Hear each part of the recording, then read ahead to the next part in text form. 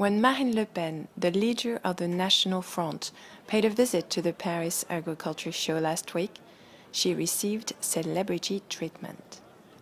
The growing popularity of her anti-Europe party in the rural world is counterintuitive because small farmers rely heavily on European subsidies for their living.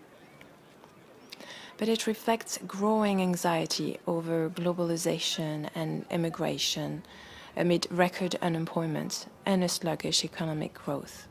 Je comprends les agriculteurs qui ont des problèmes majeurs, que les politiques ne prennent pas toujours en considération. On est à l'aube de grands problèmes économiques importants, puisque ces agriculteurs qui nous produisent depuis des années, des siècles, un produit de qualité, risquent d'être concurrencés par une viande qui va venir d'outre-Atlantique, le Canada, les Amériques, des viandes hormonées, ce qu'on a toujours refusé.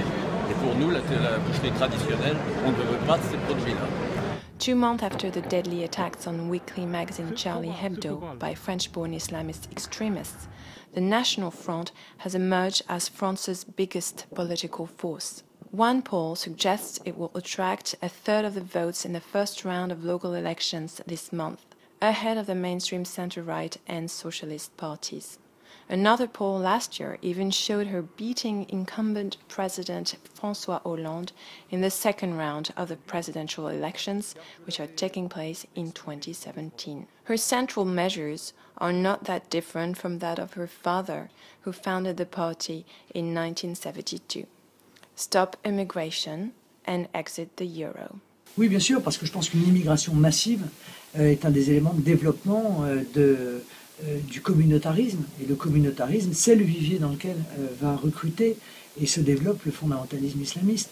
Donc il faut arrêter l'immigration aujourd'hui, surtout quand on a 8 millions de chômeurs, 10 millions de pauvres. Je veux dire, il faut arrêter l'immigration et il faut lutter avec la plus grande fermeté possible contre le communautarisme, instaurer la tolérance zéro en matière d'atteinte à la laïcité, parce que maintenant il va falloir assimiler dans la République française des gens qui ont la nationalité française, mais qui n'ont pas été ni assimilés, ni même intégrés.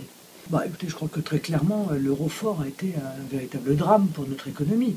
L'euro a contribué à la divergence des pays de l'Union européenne et nous met en concurrence, notamment maintenant, non seulement avec des pays à très bas coût, qui font du dumping monétaire, social, environnemental, qui sont extérieurs à l'Union européenne, mais également avec des pays internes à l'Union européenne, comme l'Allemagne, qui dans un certain nombre de domaines nous fait une concurrence terrible. Donc nous ne pourrons pas redresser notre économie, recréer les conditions de l'exportation, réindustrialiser le pays, si nous ne retrouvons pas une monnaie nationale tout en conservant l'euro comme monnaie commune. Donc il y a énormément d'avantages à retour à une monnaie nationale.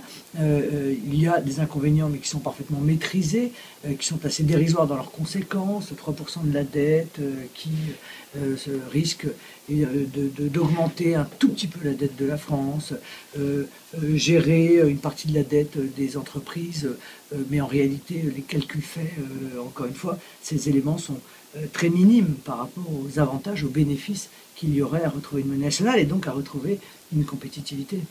Her challenge will be to convince French voters, 2/3 of whom say they want to keep the euro. Anne-Sylvaine Chassani, Financial Times, Paris.